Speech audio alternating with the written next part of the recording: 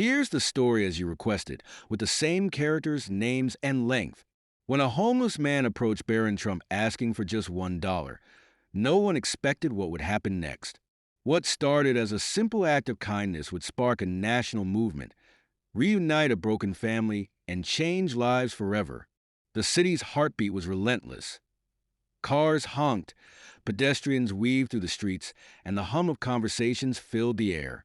On the corner of Broad Street and 17th Avenue in Cleveland, Ohio, a man sat slumped against the wall of an old convenience store. His clothes were worn, layers that barely kept the biting winter wind at bay. Beside him, a cardboard sign read, "Anything helps, God bless." His name was Leonard, though most people didn't care to know it. At 42, he had been living on the streets for nearly a year, a series of misfortunes stripping him of everything he once held dear. Each day was a gamble. Sometimes, a passerby would toss a few coins his way, but more often they hurried past, avoiding his eyes. Leonard adjusted his beanie and shivered. He watched as shoes of every kind passed him, high heels, sneakers, polished loafers. Then, out of the corner of his eye, he noticed something different. A pair of pristine white sneakers stopped just feet away from him. They weren't just expensive. They were the kind only someone truly young and privileged would wear. Leonard glanced up, his curiosity piqued. Standing there was a teenager, tall and unmistakably composed, with his hands tucked casually into the pockets of a sleek jacket. Leonard squinted against the sunlight. He recognized the face but couldn't immediately place it. The boy was waiting at the corner, scrolling through his phone, completely unaware of the attention he was drawing. People around whispered, some even pulling out their phones discreetly to snap pictures. Leonard hesitated. He wasn't one to approach anyone unless they made eye contact first, but something about the boy's demeanor struck him. He wasn't in a rush like everyone else. There was an air of quiet observation, a calmness that seemed out of place amidst the city's chaos. Taking a breath, Leonard spoke up, his voice dry from the cold. "Hey, young man," he called, forcing a smile. "Can you spare $1?" The boy froze mid-scroll, his head tilting slightly as if to confirm he'd heard correctly. Slowly, he turned to face Leonard, his expression unreadable. For a moment, the world around them seemed to slow down. Leonard braced himself for rejection. He was used to it. But what happened next was anything but ordinary.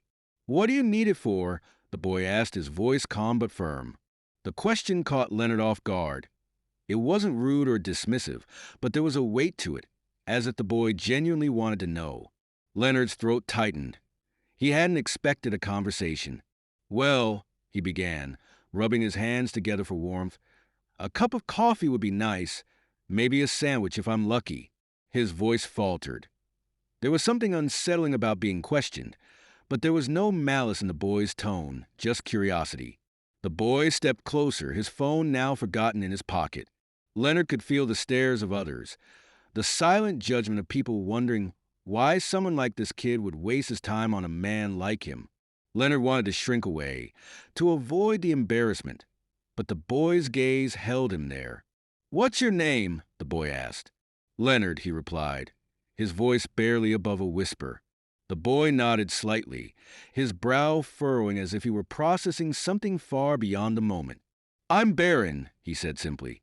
There was no arrogance, no sense of self-importance in his introduction, just an unexpected sincerity. The hum of the city returned, but something in that exchange was different. The air between them felt charged, as if this brief moment would lead to something far greater. Leonard shifted uneasily on the cold pavement, unsure how to respond. Barron's presence was unlike anything he had encountered before. Most people ignored him, averted their gaze, or tossed loose change in his direction without so much as a word. But here was this young man, not just stopping, but actually talking to him, as if he were an equal. Barron crouched down to meet Leonard at eye level, the move startling Leonard, as no one had ever done that before. "How long have you been out here?" Barron asked, his tone calm but direct. Leonard hesitated. Sharing his story wasn't something he usually did. People didn't care about the why. only the spectacle of his misfortune, but there was something disarming about Barron's demeanor, almost a sense of genuine concern. Almost a year now, Leonard admitted. Lost my job after the plant shut down, then my health took a turn. Couldn't keep up with rent. He paused, swallowing the lump in his throat. It's been downhill ever since. Barron listened intently, his eyes narrowing slightly, not out of judgment but focus. It was a look Leonard wasn't used to, a mix of curiosity and concern, as if the teenager were piecing together a puzzle in his mind. Leonard noticed a quiet tension growing among the crowd around them. People were watching, whispering. Some even paused, their curiosity piqued by the unusual sight of the young Trump heir crouched on the sidewalk beside a homeless man. "What about family?" Barron asked. Leonard's jaw tightened and he shook his head. "Don't have much of that anymore. My folks passed years ago, my brother. Well, we haven't talked in ages." He chuckled bitterly. "Not much left to lose when you've already lost it all." Barron was quiet for a moment, as if weighing Leonard's words carefully. Then, without breaking eye contact, he reached into his pocket. Leonard's pulse quickened. He had asked for $1, just one, but Barron's movements suggested something different. When his hand emerged, he wasn't holding a single bill but a crisp $100 note. The sight made Leonard blink in disbelief. "Here," Barron said, extending the bill toward him. "This should cover more than coffee." Leonard stared at the money, stunned for a moment. He couldn't move. It wasn't just the amount. It was the gesture itself. "Are you serious?" Leonard finally managed to ask, his voice cracking. "Why would you do that?" Barron shrugged lightly. "Because I can." The simplicity of his answer left Leonard speechless. But before he could respond, Barron leaned in a little closer. "But listen," he added, his voice dropping to a softer tone. "This isn't just about the money. I want you to promise me something." "What's that?" Leonard asked, gripping the bill like it might vanish.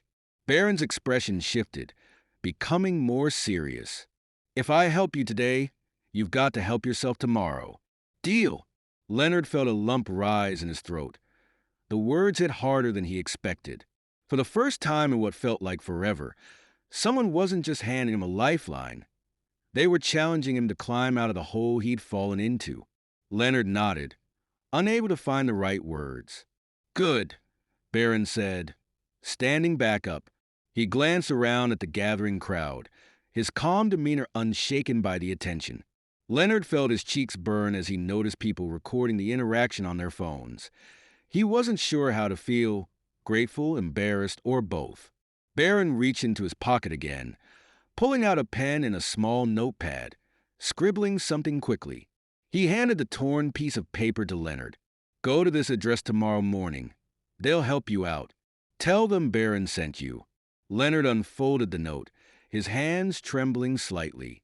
It was the address of a local shelter and resource center, one he'd heard of but had always been too proud or too ashamed to visit. "I'll make sure they're expecting you," Barron added, his voice unwavering. The air around them seemed to shift as Leonard clutched the paper and the money. It wasn't just kindness. It was hope, a fragile, flickering light in a world that had long been dark. And somehow, Leonard knew this was only the beginning. Leonard sat there, staring at the $100 bill and the note in his hands as if they were alien objects. His mind raced, caught between disbelief and cautious hope. Barron didn't leave immediately. Instead, he stood there, watching Leonard with an intensity that felt almost unnerving. It was clear he wasn't just offering a handout. He was waiting for something, perhaps an acknowledgement or a commitment. Leonard cleared his throat, his voice shaky. "Why? Why do you care? You don't know me." Barron tilted his head slightly, his lips forming a faint smile. "Because everyone has a story, Leonard. Yours just hasn't been told yet." He paused, glancing at the crowd beginning to gather. "And honestly, if I'm in a position to do something good, why wouldn't I?" Leonard was taken aback. He'd heard plenty of empty words over the years, but Barron's tone carried a weight that felt genuine. Still, skepticism gnawed at him. "You don't owe me anything," Leonard said, his voice firmer now. "I've been out here long enough to know people don't just stop to help without expecting something in return." Barron crouched down again, leveling his gaze with Leonard's. "I don't expect anything, but I do believe that small actions can lead to something bigger." He gestured to the note in Leonard's hand. "That place, they've got resources, job programs, counseling, whatever you might need. All I'm asking is that you show up." Leonard swallowed hard, feeling a lump in his throat. He glanced at the note again, the address scribbled in neat handwriting.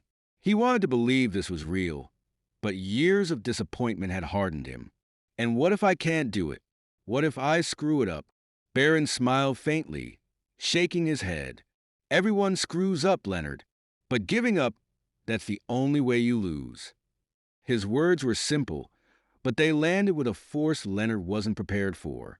For a moment, the noise of the city seemed to fade, and all he could hear was the quiet conviction in the teenager's voice. The crowd around them had grown thicker, and phones were now openly pointed in their direction. Someone murmured, "Is that Barron Trump?" Leonard glanced nervously at the growing attention. He wasn't used to being in the spotlight, and the weight of so many eyes on him felt suffocating. Barron seemed unfazed. If anything, he seemed to thrive under the pressure, his calm demeanor contrasting sharply with Leonard's unease. "Ignore them," Barron said softly, as if reading Leonard's mind. "This is about you and me right now. No one else matters." Leonard felt a strange sense of relief wash over him. For the first time in a long while, he didn't feel invisible. Someone saw him, really saw him, and cared enough to listen. "All right," he said finally, his voice steady. "I'll go. I'll show up." Barron's expression softened, a genuine smile breaking through. "That's all I wanted to hear." He stood up, brushing off his knees and glancing at the crowd. And to Leonard he added, his voice louder now, as if speaking for everyone to hear, "You've got more strength in you than you realize. Don't forget that." Leonard blinked, overwhelmed by a mixture of gratitude and embarrassment. He wanted to say something, anything, but the words wouldn't come. Instead, he simply nodded, clutching the note tightly in his hand like a lifeline. As Barron turned to leave, the crowd parted for him, their whispers growing louder. Leonard watched him disappear into the city, his figure blending into the stream of people. For the first time in years, Leonard felt a flicker of something he thought he'd lost hope. And as he looked at the note again, he realized this was the first step toward reclaiming his life. The next morning, Leonard stood outside the address Barron had given him. It was a modest brick building on a quieter side of Cleveland, its entrance marked with a simple sign, Hope Outreach Resource Center. A small stream of people filtered in and out, some carrying grocery bags, others looking as uncertain as Leonard felt. He clutched the note in his pocket, his fingers tracing the edges as if to remind himself this wasn't a dream. The $100 bill was still tucked safely in his jacket. Part of him wanted to save it, to hold on to the generosity as proof that yesterday had really happened. But another part, the part of him that Barron's words had stirred, whispered that it wasn't just about the money. It was about the chance to start over. Taking a deep breath, Leonard stepped inside. The warmth of the building enveloped him immediately, a stark contrast to the biting cold outside. The receptionist, a middle-aged woman with kind eyes and a welcoming smile, looked up from her desk. "How can I help you today?" Leonard hesitated before pulling out the note and sliding it across the counter. Barron sent me.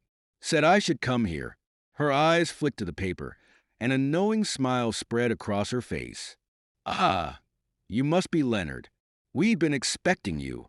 She stood, motioning for him to follow. "Come on, let's get you started." The next few hours passed in a blur. Leonard met with a caseworker who listened to his story without judgment, outlining a plan to get him back on his feet. They set him up with a temporary bed in their shelter, arranged for a doctor's appointment to address his health issues, and even connected him with a job training program. It was overwhelming, but for the first time in years, Leonard felt like the pieces of his life were being picked up and carefully put back together. Later that evening, as he sat on the edge of his cot in the shelter, Leonard replayed the events of the past 24 hours in his mind.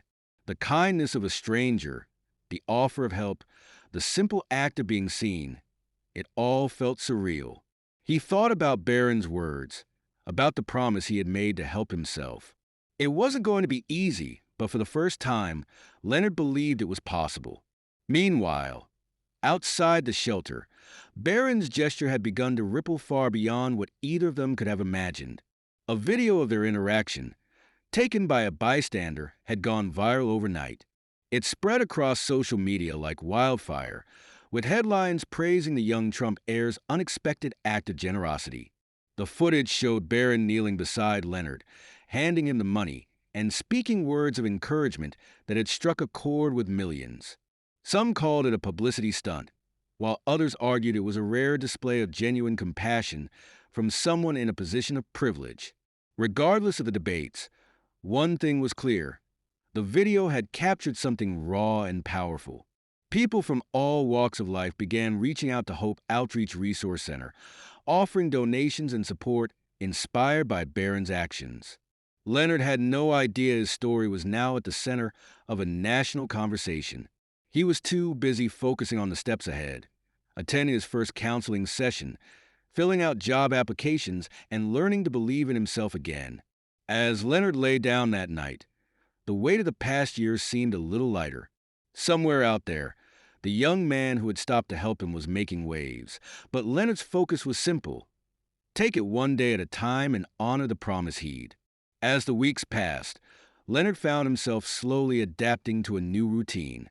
He attended job training sessions at the Hope Outreach Resource Center, learning skills that were in demand in the local market. The center's staff were patient and supportive, helping him navigate the complexities of getting back into the workforce. Between sessions, Leonard would often sit in the common area, reading or talking with others who were also trying to turn their lives around. He became a sort of informal mentor to a few of the younger residents, sharing stories of his own struggles and offering encouragement. His own journey was becoming a beacon of hope for others in similar situations. Meanwhile, the video of his encounter with Barron continued to influence the world outside. Inspired by the story, a community initiative called Barron's Challenge started gaining traction. People from across the country began to challenge each other to perform acts of kindness, whether it was giving $1 to someone in need or spending time volunteering at local shelters. Back at the shelter, Leonard's life was quietly transforming. One day, as he was coming back from a job interview, he met an old friend from his past life, someone he hadn't seen since before his fall into homelessness. They shared a coffee at a nearby cafe, catching up on lost time. His friend, now a manager at a local hardware store, offered him a job based on the recommendation of the shelter staff and the reputation Leonard was building. Leonard accepted, feeling a mix of excitement and fear. His first day at work was nerve-wracking, but the familiar routine of labor gave him a sense of purpose he hadn't felt in years. He was back in the world, not just surviving, but starting to thrive, one day at a time. The shelter staff noticed a change in him. He was more confident, more engaged. They decided to feature his story in their newsletter, hoping it would inspire more donations and support for their cause. Leonard, once a face in the crowd, was now a symbol of redemption and community support. As autumn approached, Leonard saved enough from his wages to move into a small, rented room. It wasn't much, but it was a place to call home. He kept in touch with the shelter, volunteering there on weekends, giving back in whatever small ways he could. Unbeknownst to Leonard, Barron had quietly followed his progress through occasional updates from the shelter. He never sought recognition for his act, but was genuinely pleased to see Leonard rebuilding his life. The story of Leonard and Barron didn't end with a viral video. It continued through the lives they touched, the kindness they inspired, and the community they helped to knit closer together. It was a testament to how one small act could ripple outwards, changing not just one life, but many that us own now, we say. If you like inspiring stories, Don't forget to subscribe to our Stardom Stories channel. And don't forget to put the like button if you like the story. Thank you for following us, and see you in the next story.